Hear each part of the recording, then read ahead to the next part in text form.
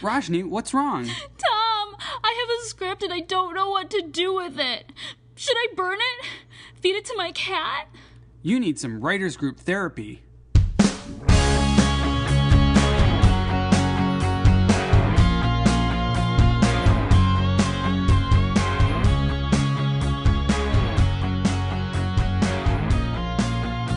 Hello and welcome to Writers Group Therapy. I'm Tom. And I'm Roshni. We're writers helping writers. Ready for your session? The doctors are in.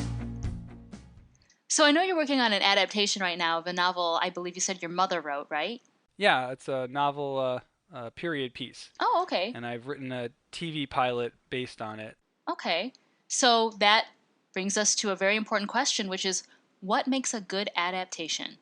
Yeah, adaptations are tricky because some of our favorite books, when they get turned into movies or TV shows, they can either be amazing, exciting experiences to extend your, world around that property, or they can ruin it and make you very unhappy and mad sometimes. So you said your mom's book is a period piece. Can you give us a brief, what's it about?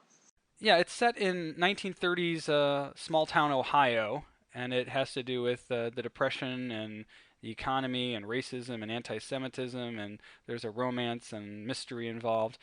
Um, it was a great story to work from because it's very exciting and it's got lots of layers.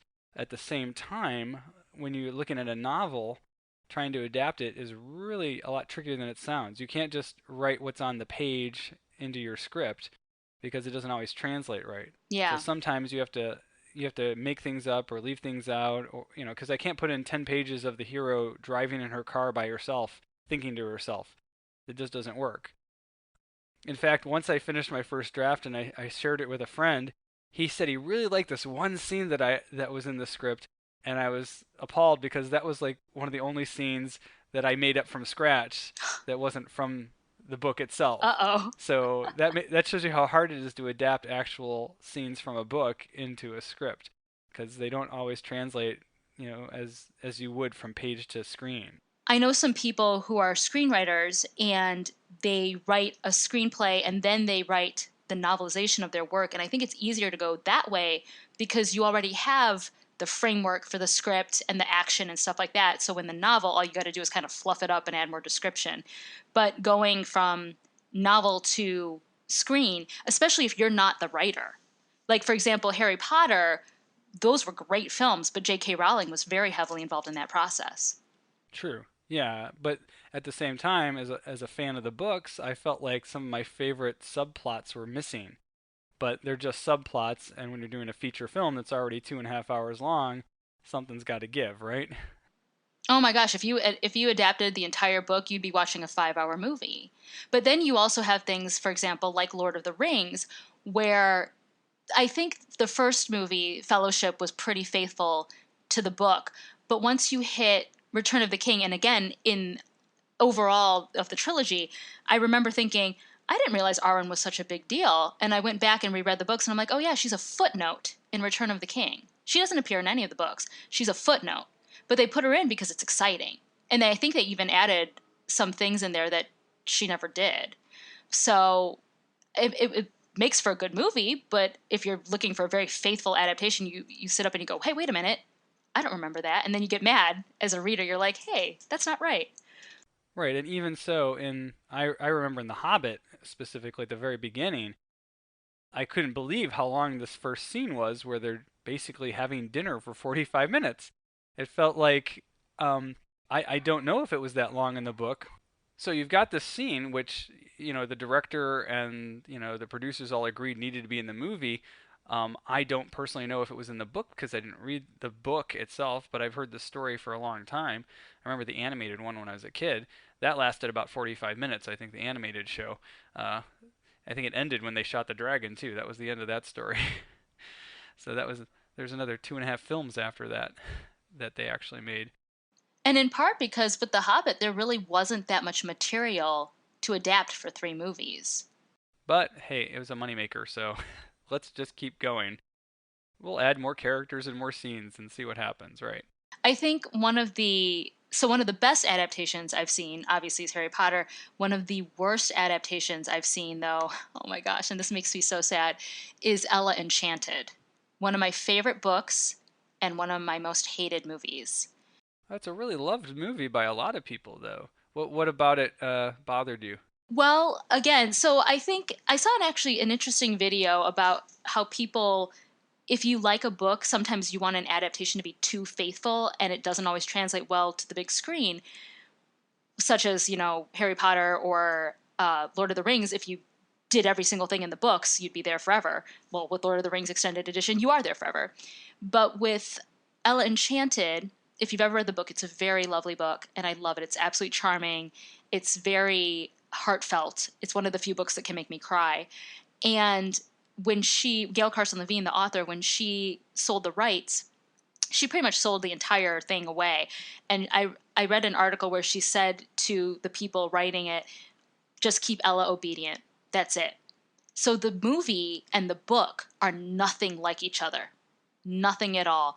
And it affects the character of Ella. It affects the storyline. The storyline in the movie is a lot more slapstick and cheap jokes. And Ella's obedient, but she's kind of, the way she's obedient, it's like you give her a command and she's like possessed in a way, the way she goes about it. Whereas the Ella in the book is spunky and she's trying to break the curse. And even though you tell her to obey, she tries to fight it or like get around it somehow. So the characters are very, very different. And because I loved the character of Ella so much in the book, I hated seeing the way they did it in the movie. And I hated how they took so much liberty with such a beautiful story, and it was something completely not at all what I was expecting. Perhaps if I hadn't read the book, I would have liked it better. Yeah. I'm having that problem with the Maze Runner sequels. The first one was pretty faithful to the book. It was a great, mystery adventure story, and it was beautifully filmed. But then the second one, it kind of, I don't know if it lost its way somehow, but the characters seem to be just running from action sequence to action sequence, and the mystery and depth of the characters kind of got lost in the second one. Now the third one's coming out, so obviously the second one did well enough to garner a third movie in the trilogy. So we'll see how the third one does. But it's always fun to see books that you enjoy show up in the theater, but there's this risk that you're not going to be exactly thrilled with how it turns out.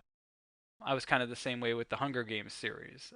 The first one was pretty faithful. The second one also was pretty faithful. The third one, when they broke it up into two movies, that became a bit long. I know the third book was longer than the other ones, but I don't know if it deserved two movies.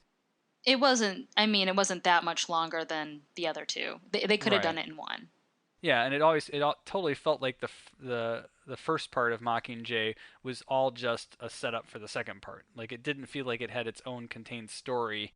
It literally felt like, okay, we're getting ready for the big final act, or whatever, of the three movie arc, so to speak. But it was I still love those books. The books were great, and they well, that's one really good example though, because that book series is all pretty much told in the first person from Katniss's perspective. But you can't Hmm. do that throughout three full movies. So those books, changed when they became films and became third person, obviously. And we got a lot less of the internal turmoil of Katniss and the things she was going through. I mean, they were still really cool. I still really enjoyed them, but you're always going to have that, have to give up something in the transition from a book to a film. Yeah, and I think, I'm trying to think, what was that one? Perks of Being a Wallflower. Now, that's actually an example of where I like the movie better than the book.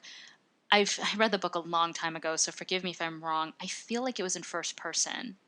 But the movie adaptation was really well done.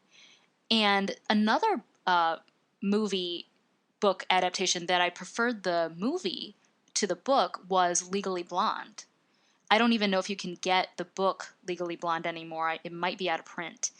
But the movie character, the movie story and the movie character is so much more charming than Elle in the books. And Elle in the books is not very likable, even though she's the heroine. So I preferred the movie, which also might beg the question, though, I saw the movie before I ever read the book. So sometimes it might be a case of what you see first feels better than the actual original work that it's based off of.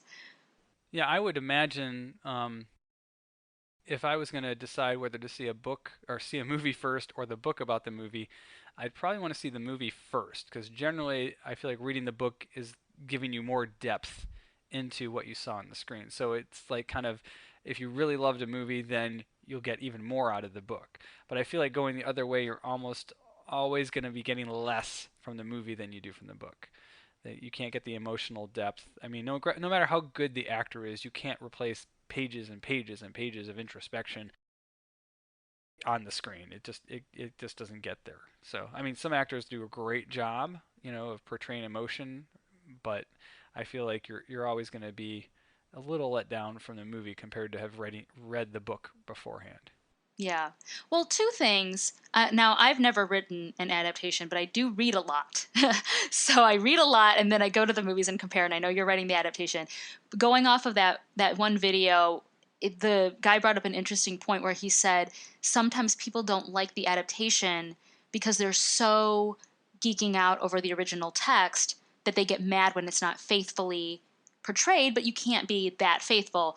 Take, for example, Lord of the Rings or Narnia or something like that that's been around forever, and you have people who are diehard fans of that work, and then when they don't get what they want to see on the screen, it's not word for word. They're like, "Oh my gosh, I hate it." But you can't do that because that doesn't always make for a good movie.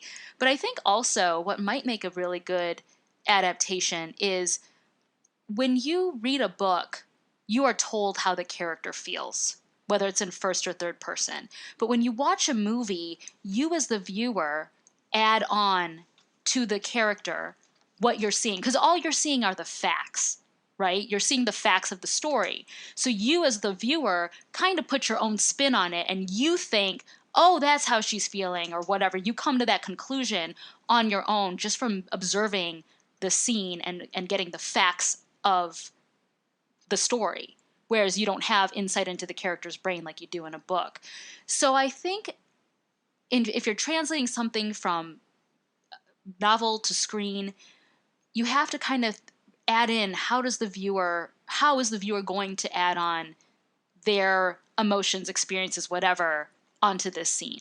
Does that make sense a little bit? Yeah, I think you do that when you're reading books too, so it makes sense. It's just I think it's harder to do on the screen. So, Mm-hmm. and the one other thing I wanted to add though was that adaptations in general are great because some people will never read the book unless they see the movie first. So people, writing great books give us great material to put into movies that hopefully turn out good, and then people will go enjoy the books and especially if there's more than one book in a series, like the Percy Jackson books. Those movies were so-so, but that opens the door to readers too. So people then discover a character, and then they can go dive into this breadth of novels that exist in that universe.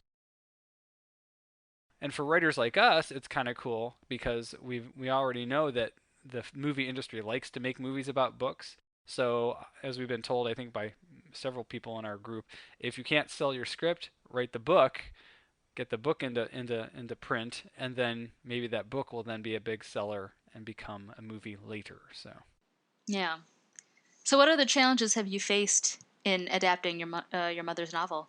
one of the trickiest things was there's actually two characters are twin brothers in the book.